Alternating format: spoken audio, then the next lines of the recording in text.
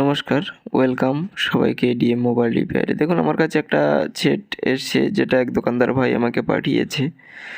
তো ফোনটার model number হচ্ছে MI A3। তো ফোনটা পুরোপুরি ডেড কন্ডিশনে আছে এবং এটাকে স্টেপ বাই স্টেপ কীভাবে রিপেয়ার করা যায় সেদিকে কথা বলবো। আর আপনারা ভিডিওর সাথে থাকুন, আশা করি অনেক বিষয় জানতে পারবেন যেগুলো আপনাদের ডেড ফোন রিপেয়ারের ক্ষেত্রে অনেক সুবিধা হবে।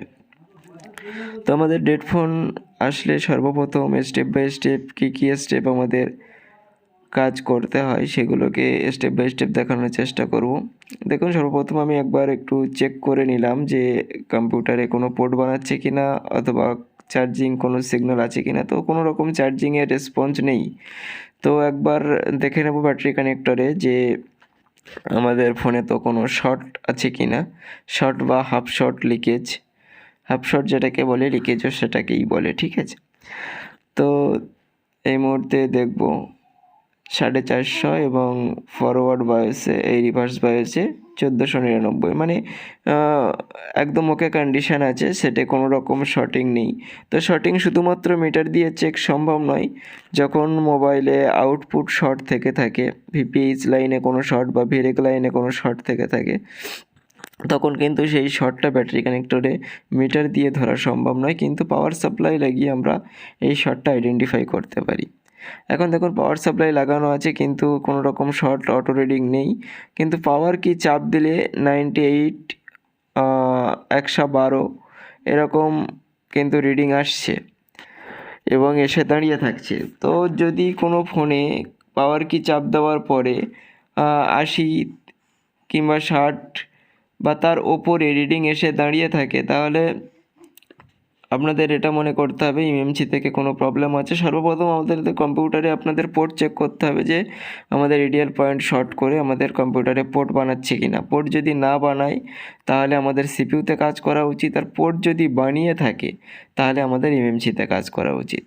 তো আমি চেক করলাম কম্পিউটারে পোর্ট বানায়নি, ব্যাটারি চার্জও একদম ঠিকঠাক কন্ডিশান আছে যাতে ফোন অন হতে পারে, ঠিক আছে। তো এই মুহূর্তে আমরা পাওয়ার সাপ্লাইয়ের রিডিংটা সবথেকে গুরুত্বপূর্ণ, যে পাওয়ার সাপ্লাইয়ের রিডিংই আমাদের বলে দেবে যে আমাদের কোন সেকশানে কাজ করতে হবে, ঠিক আছে। তো পাওয়ার সাপ্লাইয়ের রিডিং আমাদের যেটা ছিল সেটা ছিল পাওয়ার কি প্রেস করার সাথে সাথে আমাদের 112, 90 এরকম রিডিং এসে কিন্তু দাঁড়িয়েছিল। তো এক্ষেত্রে সর্বপ্রথম আমাদের সিপিইউকেই আমরা আইডেন্টিফাই করব, কারণ পাওয়ার আইসি তো কাজই করছে, কারণ পাওয়ার আইসি 90% কেচে যখন 70-80 ক্রস করে তো পাওয়ার আইসি আমাদের ওকে থাকেই। এটা আপনার কাজ করার অভিজ্ঞতার উপরে আপনি জানতে পারবেন। তো এই মুহূর্তে আমি ইএমসিটাকে প্রথম উঠাবো। আমি ইএমসিটাকে কেন উঠাবো, কারণ আমি তো বলছি যে আমাদের প্রবলেম সিপিইউ থেকে। তো ইএমসি দেখুন, আমি আগেও বলেছি ভিডিওতে আর এখনও ভিডিওতে বলছি যে কোনো সময় যদি আপনি সিপিইউয়ে কাজ করেন তাহলে অবশ্যই আপনি ইএমসির সাথে বল করবেন, নাহলে কিন্তু আপনার সেট অন নাও হতে পারে, ঠিক আছে। কিন্তু কোনো সময় যদি আপনি খালি এমএমসিতে কাজ করেন তখন সিপিইউটাকে একটু সেফ রেখে আপার হিটিং যে টেপ আছে সেই টেপ দিয়ে সিপিইউটাকে গার্ড করে নিলে কিন্তু এমএমসির কাজ করা পসিবল। কিন্তু সিপিইউ এর কাজ করার সময় কিন্তু আপনি এমএমসিটাকে উঠিয়ে নেবেন এবং দুটো একসাথে রিবোলিং করে লাগাবেন। তারপরে যেহেতু আমাদের পাওয়ার সাপ্লাই যে রিডিংটা আছে, যে রিডিংয়ে আমাদের পোর্ট বানানো উচিত, তো সেই রিডিংয়ে যখন আমাদের পোর্ট বানাচ্ছে না, তো সেক্ষেত্রে আমি সর্বপ্রথম এমএমসিটাকেই তুলবো, আর এমএমসিটাকে তুলে একবার কম্পিউটারে চেক করব যে আমাদের কম্পিউটারে পোর্ট কোনো রকম পোর্ট শো করছে কি না। যদি পোর্ট শো না করে সেক্ষেত্রে আমি সিপিইউতে কাজ করব। আর পোর্ট শো যদি করে তাহলে এমএমসিটাকে একবার চেক করবো, এমএমসির হেলথটাকে একবার চেক করবো যে এমএমসির হেলথ ঠিক আছে কি না। আর এটা চেক করার জন্য আপনার কাছে ইও5 বক্স অথবা এইচজিটাক বক্সের প্রয়োজন আছে, যেগুলো এমএমসি প্রোগ্রামিং করার জন্য যে সমস্ত বক্সগুলো প্রয়োজন পড়ে সেগুলো কিন্তু আপনার প্রয়োজন আছে। এই কারণে আমি সর্বপ্রথম এমএমসিটাকে ওঠালাম। তো এমএমসি ওঠানোর পরে যদি রিডিং একই থাকে বা সেটের কন্ডিশন একই থাকে, পাওয়ার সাপ্লাই রিডিং একই থাকে, তো সেক্ষেত্রে কিন্তু আমি সিপিইউটাকে ওঠাবো এবং সিপিইউটাকে রিবলিং করার দিকে এগিয়ে যাব। তো ভিডিওর সাথে থাকুন আর স্টেপ বাই স্টেপ চেক কি করে করা যাবে বা কি সলিউশন আছে স্টেপ বাই স্টেপ কিন্তু আমি দেখিয়ে দিয়েছি। তোমরা ধৈর্য ধরে যদি ভিডিও দেখো তো আশা করি তোমাদের কোনো রকম প্রবলেম হবে না এই ধরনের সেটগুলো রিপেয়ার করার জন্য। আর সবথেকে বড় ব্যাপার, এই ধরনের সেটগুলো রিপেয়ার করতে কিন্তু হ্যান্ড স্কিল যথেষ্ট ভালো হওয়ার দরকার আছে। তার কারণ এই আইসিগুলো কিন্তু সম্পূর্ণ পেস্টেড আইসি। দেখুন এই মুহূর্তে আমি সিপিইউটাকে কিন্তু তুলে ফেলেছি, তার কারণ এমএমসি তো ওকে আছে এবং সাথে সাথে আমাদের কম্পিউটারে পোর্টও বানাচ্ছিল না, এই কারণে আমি সিপিইউটাকে তুলে ফেলেছি এবং সিপিইউ এর যে প্যাডগুলো আছে যেগুলোকে ভালো করে রিমুভ করব এবং পুরো নিট ক্লিন করব। সবথেকে লক্ষ্য রাখতে হবে কাজ একদম ক্লিন হওয়া দরকার হবে এবং আপনাদের এটা চেষ্টা করতে হবে যে আমি সময় নিয়ে করি কিন্তু যেন একবারেই আমি সাকসেস হই। ঠিক আছে, দুবারে যেন আমার সিপিইউতে হাত না দিতে হয়, দুবারে যেন এমএমসিটাকে বল করে সন্দেহ যেন কোনো রকম না থাকে যে আমার এই বলটা ছোট ছিল, এই বলটা বড় ছিল, এখানটা ভালো করে ক্লিন করা হয়নি যার জন্য এরকম হচ্ছে, এরকম যেন না থাকে। আপনাকে 1 ঘন্টার জায়গায় কাজটা 2 ঘন্টা ধরে করতে হবে, কিন্তু কাজটা নিট অ্যান্ড ক্লিন পরিষ্কার পরিচ্ছন্ন করতে হবে যাতে আপনি 100% অ্যাকুরেট মানে মনে করতে পারেন যে আমি যে কাজটা করেছি, যে রিবলিংটা করেছি বা যে সার্কিটটাকে যেভাবে পরিষ্কার করেছি তাতে কোনো রকম সমস্যা নেই, এটুকু যেন আপনার নিজের দিক থেকে পরিষ্কার থাকতে পারেন। তো চলুন আমি সিপিইউটাকে বল করে নেব। এই মুহূর্তে সিপিইউ বল করে আমি পিসিবিতে ফিক্স করে দেবো এবং কন্ডিশান দেখব সার্কিটের যে আমাদের কোনো রকম ডেভেলপমেন্ট হয়েছে কিনা সার্কিট, তারপরে আমরা এমএমসি বসানোর দিকে এগিয়ে যাব।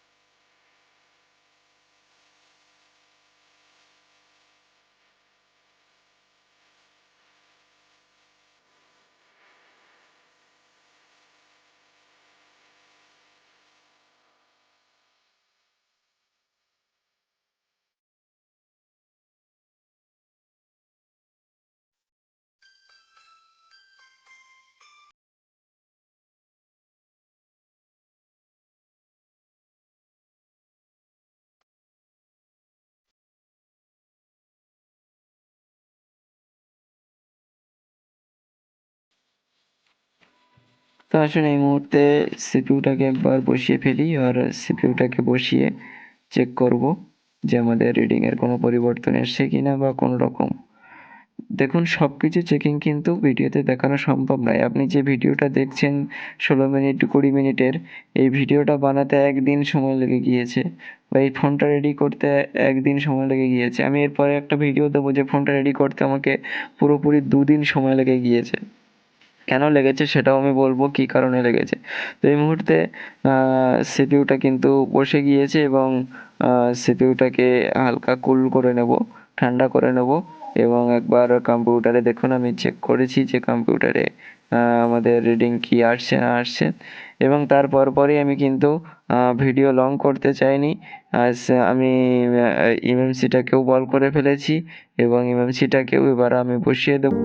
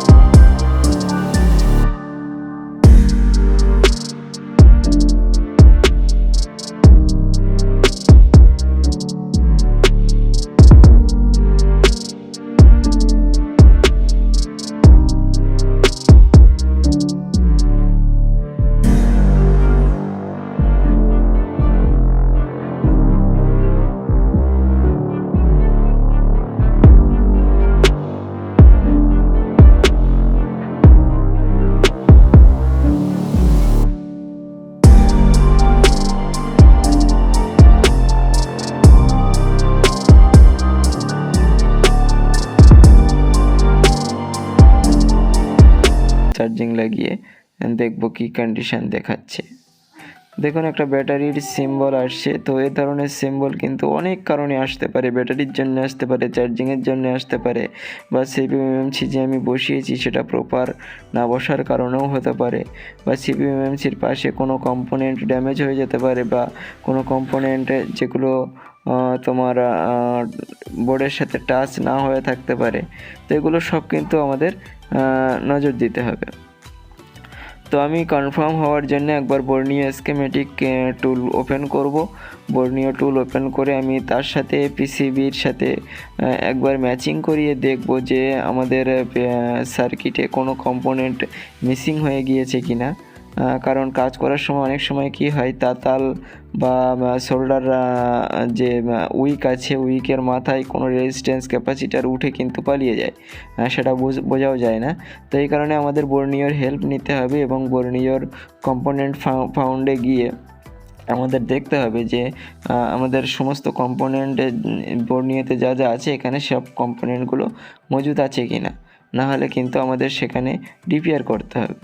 তো দেখো আমি আপাতত মাইক্রোস্কোপ এখান দিয়ে কনফার্ম করে মাইক্রোস্কোপ স্ক্রিনে আমি কিন্তু দেখে নিচ্ছি এই মুহূর্তে যে কোনো রকম কম্পোনেন্ট ড্যামেজ আছে নাকি, আর যেটা ড্যামেজ থাকবে সেটা আমাকে রিপেয়ার করতে হবে। ঠিক আছে, তো এখানে একটা ডায়োড আমার মিসিং আছে, যেটা আমি এক সাইডে ছিল, তো সেটাকে আমি লাগিয়ে দিয়েছি এবং সাথে সাথে সিপিইউটাকে আমি হালকা ভাসিয়ে দেবো। সিপিইউ আর এমএমসিটাকে হালকা নাড়িয়ে হালকা ওর ওপরে প্রেসার করে একটু ভাসিয়ে দেবো। ঠিক আছে, যাতে যদি কোনো বল মিসিং হয়ে থাকে বা কোনো বল যদি মেল্ট না হয়ে থাকে বোর্ডের সাথে, সেটা যেন মেল্ট হয়ে যায় সেদিকটা নজর রাখবো।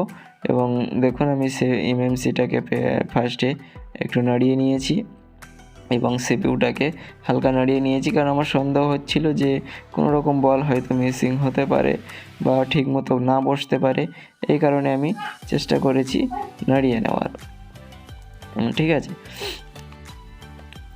তো চলুন এবার বোর্ডটা ঠান্ডা হলে আমরা এবার অন করে দেখব কন্ডিশান কি দাঁড়াচ্ছে, একই কন্ডিশানে আছে কি না। দেখুন একটা ফোনে যখন আপনি সিপিইউ এর কাজ করবেন তো আপনার এমএমসি রিভলভ করার জন্য তৈরি থাকতে হবে, এমএমসি প্রোগ্রামিং করার জন্য তৈরি থাকতে হবে, সফটওয়্যার করার জন্য তৈরি থাকতে হবে। আপনি মনে করছেন যে সিপিইউ বলিংয়ের কাজ এসছে, একটা সিপিইউ বল করা মুখের কথা নয়। একটা সিপিইউ বল করতে গিয়ে হাজার সমস্যা ফোনে আসতে পারে, সবগুলো সমাধান করার জন্য সেরকম ইনস্ট্রুমেন্ট আপনার কাছে কিন্তু থাকার দরকার আছে, তবেই গিয়ে কিন্তু আপনি এই ধরনের কাজগুলোকে রিসিভ করতে পারবেন। নাহলে আপনার যে এক্সপার্ট আছে পাশাপাশি প্রতিটা এলাকায় কোথাও না কোথাও কেউ না কেউ এক্সপার্ট আছে, তো তাদের কাছে ট্রান্সফার করুন। তাতে আপনার যদি 200 টাকাও আসে তাতেও অনেক, সেটটা তো রিকভারি হয়ে গেল, আপনার দোকানের সুনামটাও বজায় থাকলো। আর আপনি যদি সেটটা নিয়ে নষ্টই করে ফেলেন তাহলে কিন্তু আপনার কিছুই কাজে আসবে না। দেখুন আমার ব্যাটারি লাগানোর পরে সেম কন্ডিশান ছিল, তো আমি সন্দেহ করলাম যে ব্যাটারিটা কোনো প্রবলেম হতে পারে। তো এই কারণে আমি পাওয়ার সাপ্লাইয়ের কেবল দিয়ে যখনই ফোনটা অন করলাম কিন্তু ফোনটা অন হচ্ছে। এখন আমরা একটু ওয়েট করব এবং দেখব যে সেটটা পুরোপুরি অন হচ্ছে কি না, বা কিছুটা অফ।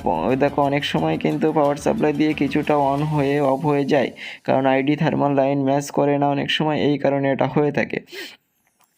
তো একটু ওয়েট করব এবং দেখব আমাদের ফোনটা পুরোপুরি অন হচ্ছে কিনা। ফোনটা পুরোপুরি অন হলে কনফার্ম হয়ে যেতে হবে যে আমাদের কাজটা 100% সাকসেস হয়েছে।